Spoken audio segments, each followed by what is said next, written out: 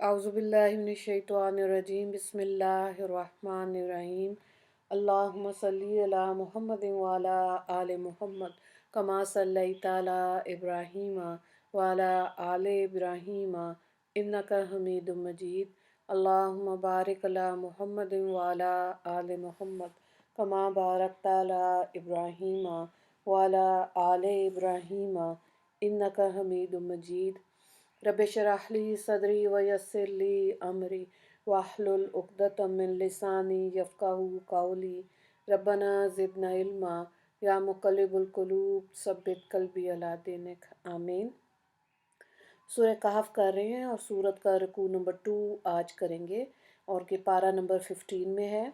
यहाँ से देखें आयत नंबर 13, नहनु नकुस्सु अलैका नबअहुम बिल हक़ इन्नहुम फ़ित्यतुन आमनू बिरब्बिहिम वज़िदनाहुम हुदा। हम उनका वाक़या आपसे ठीक ठीक बयान करते हैं। वो लोग चंद नौजवान थे जो अपने रब पर ईमान लाए थे और हमने उनकी हदायत में और तरक्की कर दी। वरबतना अला कुलूबिहिम इस्कामू फ़क़ालू रब्बुना रब्बुस समावाति वल अर्ज़ि लन नदउ मिन दूनिही इलाहन लक़द कुलना इज़न शतता। और हमने उनके दिल मजबूत कर दिए जबकि वो दीन में पुख्ता होकर कहने लगे कि हमारा रब तो वो है जो आसमानों और ज़मीन का रब है, हम तो उनको छोड़कर किसी माबूद की इबादत नहीं करेंगे। क्योंकि इस सूरत में हमने यकीनन बड़ी ही बेजा बात की। हाउलाई कौमुन अत्तखज़ू मिन दूनिही आलिहा लौला यअतूना अलैहिम बिसुल्तानिम बैन वमन अज़लमु मिमन इफ्तरा अलल्लाहि कज़िबा। ये जो हमारी कौम है उन्होंने अल्लाह को छोड़कर और माबूद बना रखे हैं। ये लोग इन माबूदों पर कोई खुली दलील क्यों नहीं लाते, तो इस शख्स से ज़्यादा कौन गज़ब ढाने वाला होगा जो अल्लाह पर तोहमत लगा दे। व इज़्तज़लतुमूहुम वमा यअबुदूना इल्लल्लाह फ़अवा इलल कहफ़ि यंशुर लकुम रब्बुकुम मिन रहमतिही व युह्यी लकुम मिन अमरिकुम मिरफ़क़ा। और जब तुम इन लोगों से अलग हो गए हो और उनके माबूदों से भी मगर अल्लाह से अलग नहीं हुए, तो तुम गार में चलकर पनाह लो, तो तुम पर तुम्हारा रब अपनी रहमत फैला देगा और तुम्हारे लिए तुम्हारे इस काम में कामयाबी का सामान दुरुस्त करेगा। तो यहाँ पे देखें वज़िदनाहुम हुदा जो आयत नंबर 13 में है, उसके लिए आता है कि यानी साहब काफ ने अल्लाह ताला को पहचान लिया था और अपने परवरदिगार पर इन सब का ईमान था, क्योंकि वो दिल से मोमिन हो चुके थे। इसलिए अल्लाह ताला ने इनको मज़ीद हदायत और ईमान पर इस्तक़लाल अता फरमाया। सुभान अल्लाह।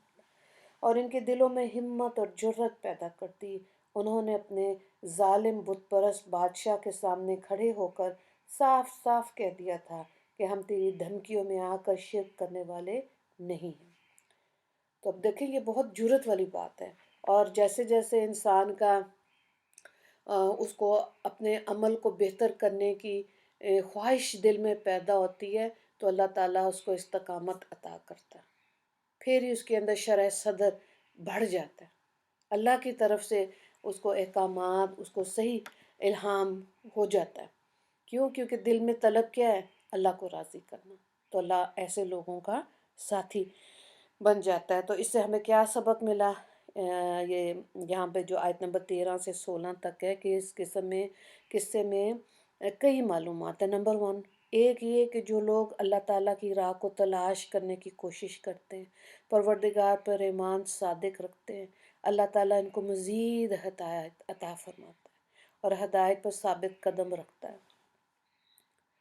दूसरा नंबर 2 ये कि अहले ईमान को इजहार हक्कानियत और ऐलान और सदाकत में बेबाक और निडर होना चाहिए।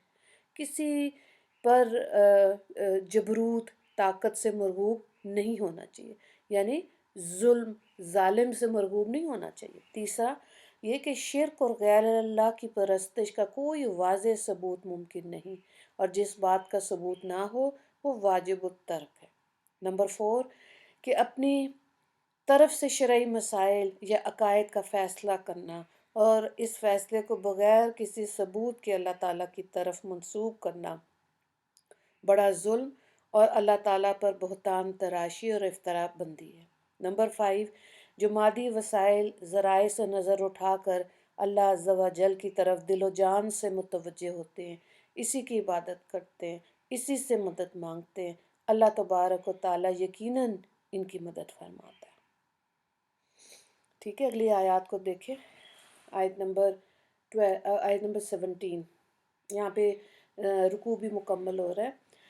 وَتَرَى الشَّمْسَ إِذَا طَلَعَت تَزَاوَرُ عَنْ كَهْفِهِمْ ذَاتَ الْيَمِينِ وَإِذَا غَرَبَتْ تَقْرِضُهُمْ ذَاتَ الشِّمَالِ وَهُمْ فِي فَجْوَةٍ مِّنْهُ ذَلِكَ مِنْ آيَاتِ اللَّهِ مَن يَهْدِ اللَّهُ فَهُوَ الْمُهْتَدِي وَمَن يُضْلِلْ فَلَن تَجِدَ لَهُ وَلِيًّا مُّرْشِدًا۔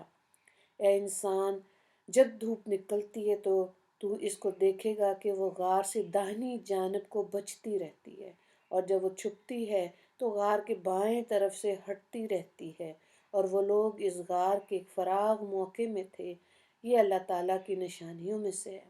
جس کو اللہ تعالیٰ ہدایت دے وہی ہدایت پاتا ہے، اور جس کو وہ بے راہ کر دے تو آپ اس کے لیے کوئی مددگار بتلانے والا نہیں پائیں گے۔ واقعی میں صحیح بات ہے۔ تو یہاں پہ دیکھیں آیات میں یہ کیفیات بتائی جا رہی ہیں کہ اصحاب کہف پر جو نیند طاری کی تھی اور وہ غار کے درمیان کے حصے میں تھے، یعنی کہ غار کے وسیع حصے پر، تو اب یہاں پہ وہ کروٹ لیتے تھے۔ ٹھیک ہے، تو یہ اللہ کے حکم سے تھا کہ روشنی اس غار میں پہنچتی تھی، اور ہوا کا بڑا اچھا کراس وینٹیلیشن آپ کہہ لیں، اتنا اچھا انتظام تھا کہ وہ لوگ اتنے 309 سال سوتے رہے، اور کوئی بیڈ سور نہیں تھا، کوئی ان کے جسم میں خرابی نہیں ہوئی۔ اللہ کے حکم سے وہ ان کو آکسیجن بھی ملتی رہی، اور وہ کروٹ بھی لیتے رہے، اور اللہ نے ان کو زندگی دی، اور بڑا اچھا انتظام اللہ نے ان کے لیے کر دیا تھا۔ اور یہ سب کچھ کیسے تھا؟ اللہ کے حکم سے، اور یقیناً اللہ ہی ہدایت دیتا ہے، اور اسی لیے کہتے ہیں کہ اللہ کی محبت اور ہدایت یہ مومنین کو بھی مانگنی پڑے گی، کیونکہ اللہ چاہتا ہے اپنے بندوں سے، جو اللہ نے اس کو مرضی اور علم دے دیا، کہ وہ اس مرضی کو کیسے اور اس علم کو کیسے استعمال کرتا ہے۔ تو ہمیں صحیح معنی میں اللہ تعالیٰ سمجھ عطا فرمائے اور ہدایت یافتہ لوگوں میں شامل فرمائے، اور ثابت قدمی عطا فرمائے ہمیں، آمین۔ اس رکوع کے 2 کویسچنز ہیں۔ آیت نمبر 13 وَزِدْنَاهُمْ هُدًى کی وضاحت کریں۔ دوسرا سوال ہے اس واقعے سے ہمیں کیا سبق ملتا ہے؟ آیت نمبر 13 سے 16 تک دعا کر لیتے ہیں۔ اللہ تعالیٰ اپنی رحمت سے ہم کو بھی نوازے، اور ہمارے ہر کام میں کامیابی اور درستگی عطا فرما دے، اور ہمیں ہر حال میں اپنی طرف رجوع کرنے کی توفیق نصیب فرما دے۔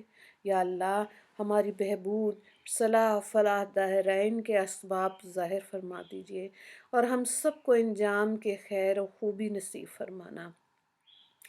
میرے مالک، ہمیں بھی دین حق پر مضبوطی ہر حال میں عطا فرمانا، اور ہر طرح کے ظاہری باطنی فتنے سے ہماری حفاظت فرما دینا۔ وآخر دعوانا ان الحمد للہ رب العالمین۔ اللہم اغفر لی مسلمین والمسلمات والمؤمنین والمؤمنات۔ السلام علیکم ورحمۃ اللہ وبرکاتہ۔